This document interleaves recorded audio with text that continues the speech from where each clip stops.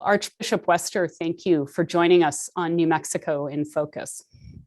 Oh, it's an honor to be with you, Megan. Thanks for inviting me. In your pastoral letter, Living in the Light of Christ's Peace, a conversation towards nuclear disarmament, you talk about growing up as part of the generation doing nuclear drills by hiding under your desk during the Cuban Missile Crisis. But it was a visit to Japan in September 2017 that really changed your point of view on nuclear weapons. Why?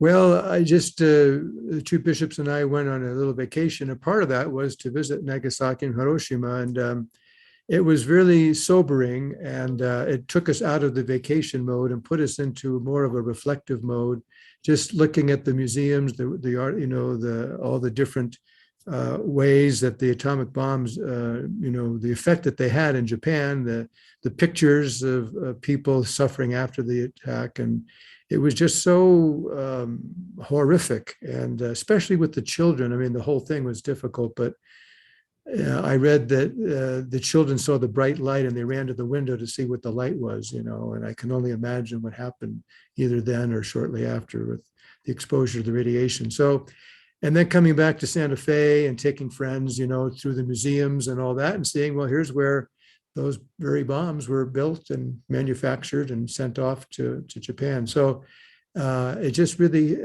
I think it touched me very deeply. And so here, I felt that we should be, as an archdiocese and the Catholic Archdiocese of Santa Fe, we should be part of this conversation that would lead toward non-proliferation and nuclear disarmament. How did this trip, this realization, affect your view of New Mexico's very large role in the creation of nuclear weapons and the state's ongoing role in this industry through our national laboratories and other things? Well, that's a good question, Megan. It's a complicated question in my mind. I mean, I think, it's a question of, obviously, on one level, I'm very proud of our laboratories, LANL and Sandia. I think these are wonderful scientists who are committed to science, committed to the country and doing, good things. I think so from that point of view, I respect what they do. And I think they do a lot of things and can do a lot, even more things, that really build up life and help our planet and our human beings. But on the other hand, these are weapons of war, and that's not their fault. Human beings have been at war with each other since, time immemorial. So I think it's up to all of us, citizens of the world, to speak to this. So it's not I'm on the one hand, I'm proud of the place that New Mexico has in terms of helping our country, out, but we need to go beyond that, and we need to use this technology, this scientific know-how, to get beyond nuclear wars, because what we've created is something that changes the entire dynamic, of war. It's just completely it's a paradigmatic shift. And so we have to take a second look at, the just war theory and what constitutes a just war and all that. It's changed now with atomic weapons. And the just war theory, if you could remind our viewers and listeners, this was a doctrine developed by the church? Yes, this was St. Augustine is famous for it many centuries ago, the just war theory, that he looks at, it has to be an appropriate response. It has to be something that protects innocent civilians, et cetera. The motivation has to be looked at. It has to have a reasonable chance of success. He has a series of criteria that have to be met for it to be a just war. But in with atomic weapons, as you can imagine, all those criteria seem to get, no pun intended, blown up, because that's, how do you prevent innocent people, non-combatants, from being killed in an atomic attack?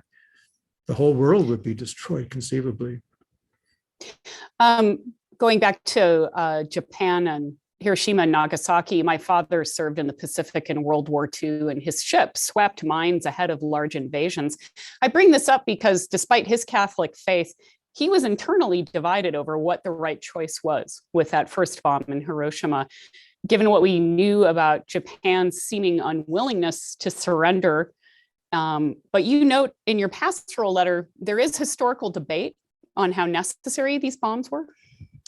Yes, that's I debated that point, leaving that in or not. I think it's a debate. It's an open question. There are many who've written about it on both sides of the issue. Some say that, and indeed it was something that saved American lives and that was an important, we had to do it. Others say, no, we knew that the war was coming to a close. We had evidence that despite the ferocity of the Japanese generals at the time, that we had a sense that they were going to surrender. So I don't really know about that. I left it in there because I'm trying to start a conversation about this. And this is part of that conversation. And this is part of the, even now with the terrible tension between Russia and Ukraine and NATO and the West and the United States, we're living in which is going to be someone's history someday. And I'm sure that they'll be looking at motivations then. Did President Biden do the right thing by adopting a hard line with NATO and all, or should we have done this or that, or what was Putin's, what are his? So I mean, that's always going to be a question, but I think it brings to the focus. It brings focus to the fact that these are the kinds of things that happen in our world and will happen. And so, if we have nuclear weapons, and if we ever, heaven forbid, got to the point where we use them on each other, it would be catastrophic. And so I think that I want this to be a conversation, not really about a historical one about should we have dropped the bombs in Hiroshima and Nagasaki, but I want to be a conversation on should we work toward nuclear disarmament. And of course, I think we've committed to it in the past, but it's lagging. That commitment is lagging. And as you know, many of these protocols we pulled out of, or that they've been deferred for the future. So I like that thought of we are living in what will be somebody's history in the future. It's an interesting idea to contemplate. As you point out, there have been people in the Catholic Church who have spoken out against nuclear weapons over the years and have even served prison time for protests. In the 1980s, the U.S. Conference of Catholic Bishops released a pastoral letter on war and peace, calling for progressive disarmament. This was at a time when the possibility of an all-out nuclear war with the Soviet Union at the time seemed like a real possibility. Why do you see a need to push for disarmament now? People might feel like, well, we no longer have that 2 minutes to midnight on the atomic clock, right?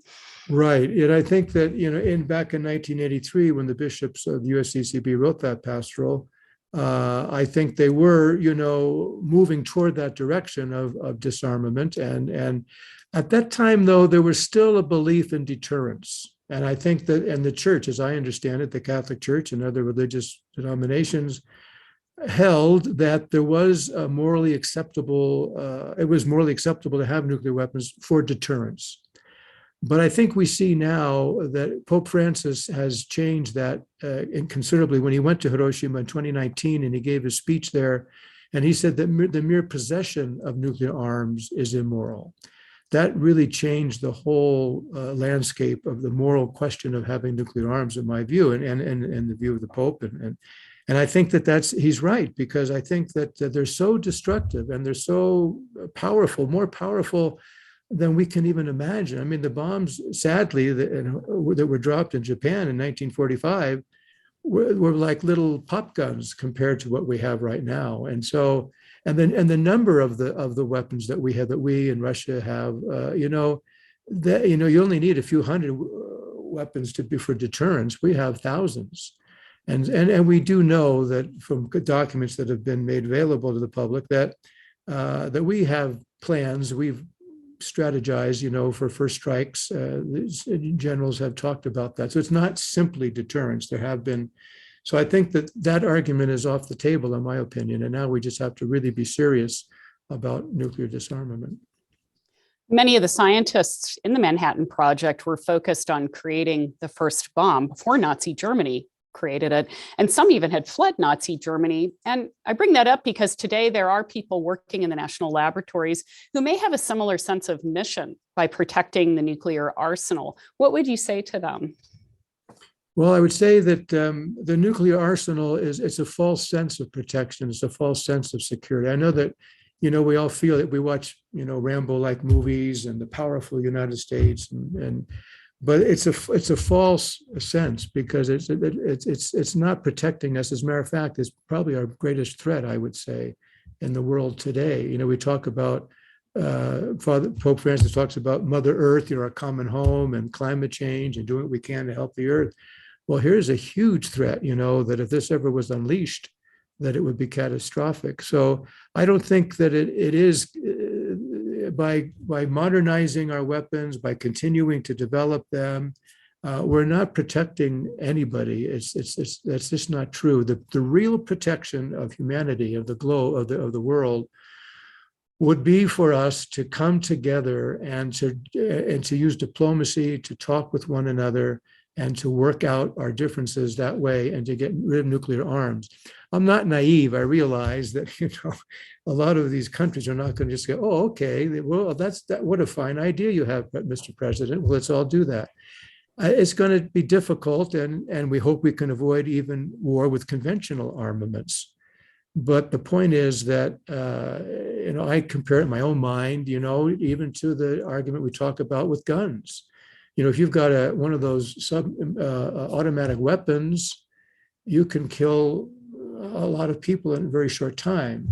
If I have a knife, I might kill somebody, but it's going to be limited.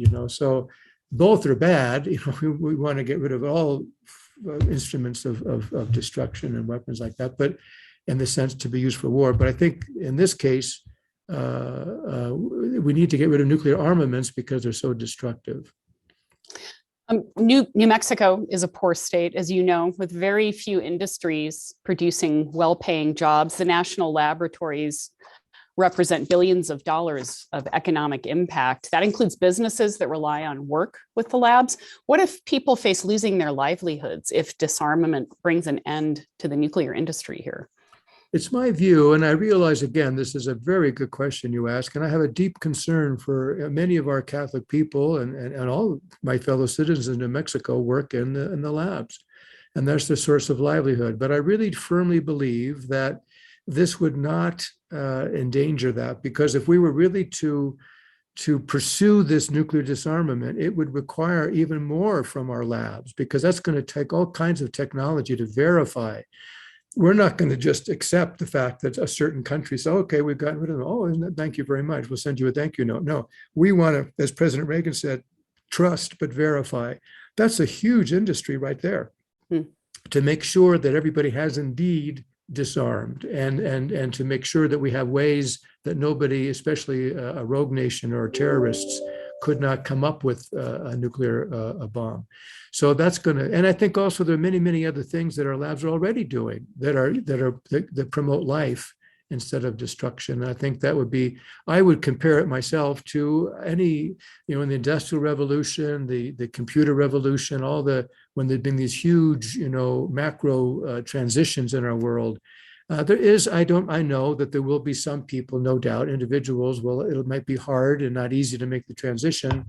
I'm from the Bay Area. I look at the toll takers, and now everything is automated. You just drive right through. So I'm sure those toll takers maybe had early retirement, but there were jobs created when you had to put in the new fast track systems and all that. So I think that I think it's very possible, and furthermore, I think this is so necessary. Disarmament is so necessary that if there are sacrifices, and there may be some, and I would, I understand that, but there would be important sacrifices for the sake of humanity, because we're on a path right now that's insane.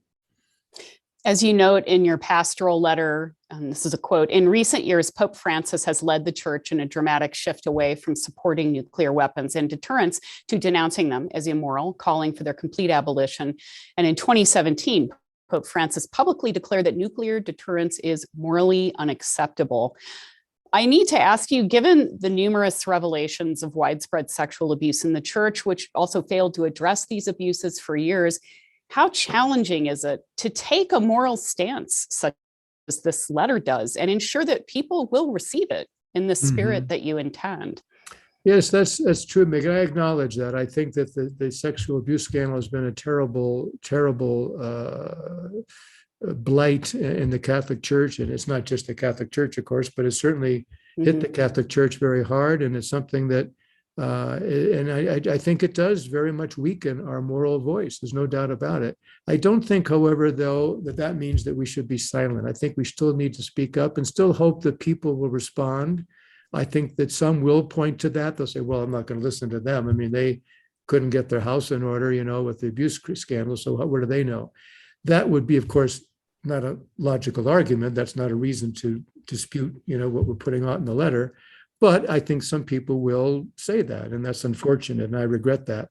I do think that since 2002, especially with our Dallas meeting of the bishops in Dallas, that the Catholic, that's something to be looked at, what the church has done since then in the last 20 years to form safe environment programs, and we've spent millions of dollars with the John Jay College of Law and Criminal Law, and to do a cause and effect studies, and to look at, how did this happen in the church? How did this abuse take place?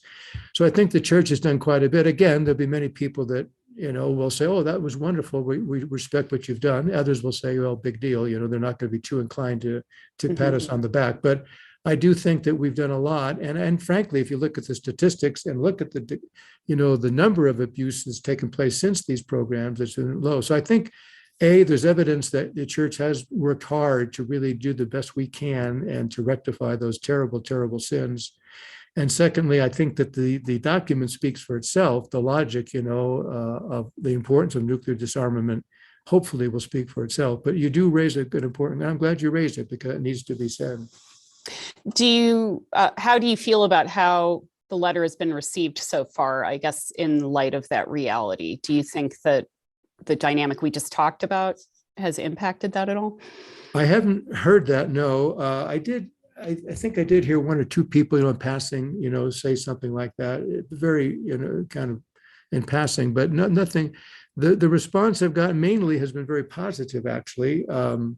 I do think that I'm probably hearing from the choir, I have people that would be, agree, and I think that's, but I'm hoping eventually to go up to Los Alamos and speak. We have a group up there, Catholic scientists, and I'd like to speak to them. And I've talked to the pastor up there, Father John Daniel, and Immaculate Heart of Mary Parish in Los Alamos. And so I'd like to, because again, I think there was kind of a sense, well, do you really want to go up to Los Alamos right now? Maybe you better stay away for a while.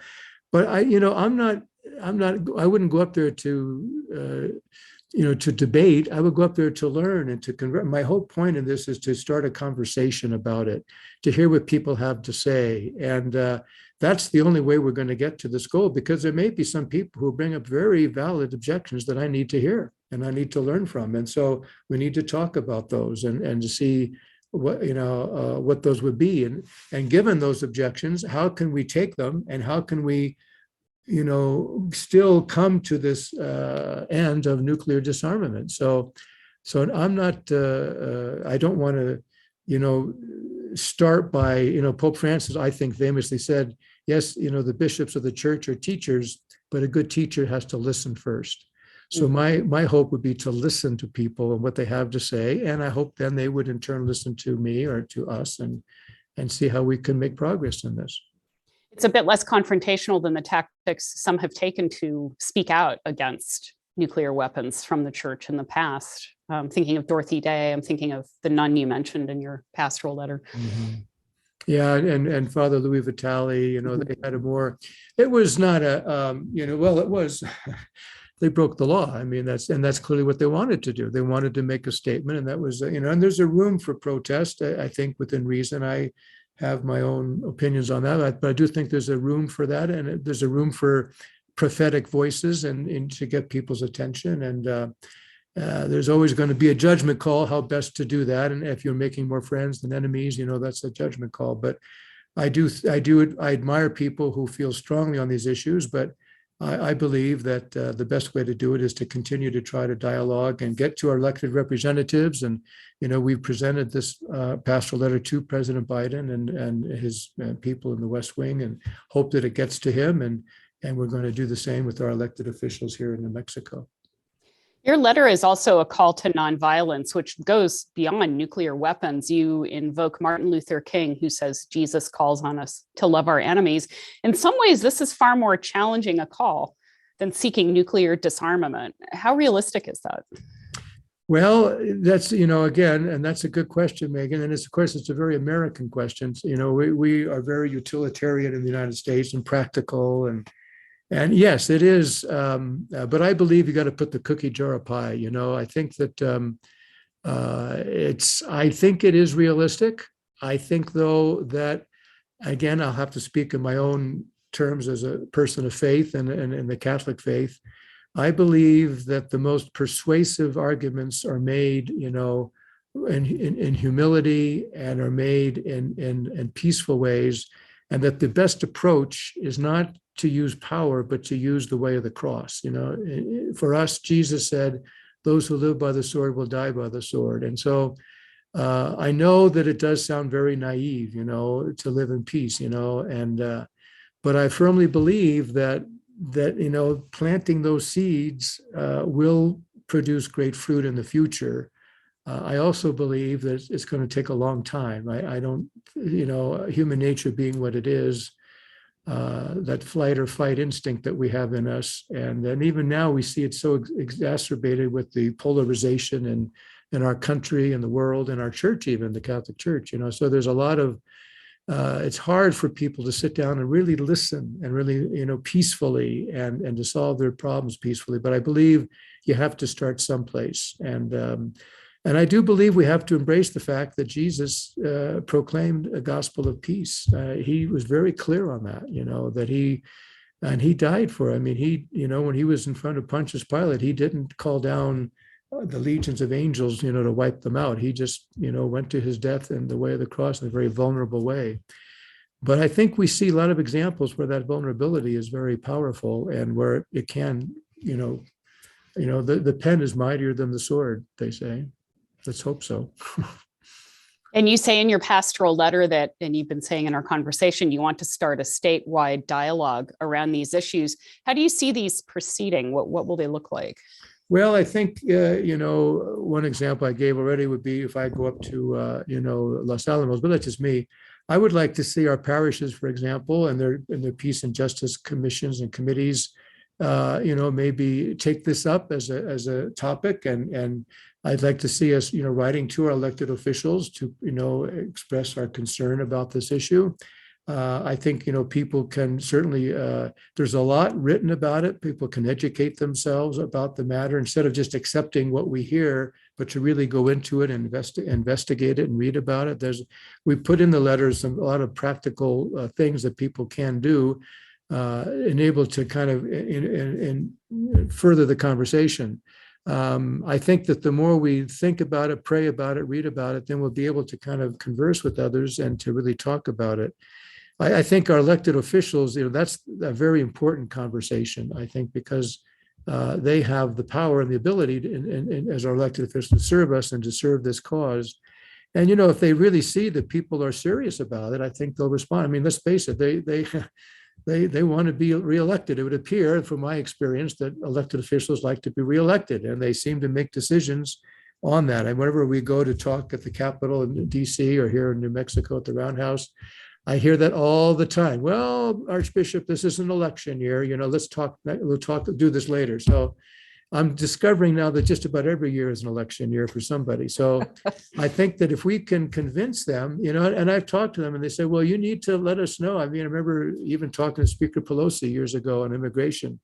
And she was talking about, well, you got to get the people we need to get our elected officials need to hear from the people. And if they're getting 10 letters on your side and 10,000 letters on the other side, guess who they're going to lean towards. So I think that's a very important way to do it as well. But I think it's that personal commitment. And frankly, I think part of what we're suggesting by an action item is that this is not an easy topic. I mean, who wants to think about nuclear annihilation? Who wants to think about, even now with Ukraine and Russia? I mean, I don't know about you, but as I listen to NPR in the morning, I sometimes brushing my teeth, I'm going, oh, brother, this is getting serious. I hope that, there's no missteps. I mean, I remember reading Failsafe when I was a kid, and that was, I remember being scared reading that book, and I know historically If that Russian admiral he was one of the three that had to okay the launching of the nuclear. He didn't okay it. I don't know what I'd like to find out what happened to him, but I mean, that was a close call. We've had several close calls, and the Cuban Missile Crisis was a close call. I mean, I've talked to people, and one fellow was in that one of those ships. He said they were loaded for bear. They were ready to go. So anyway, you do have a list of some of those close calls in your pastoral letter.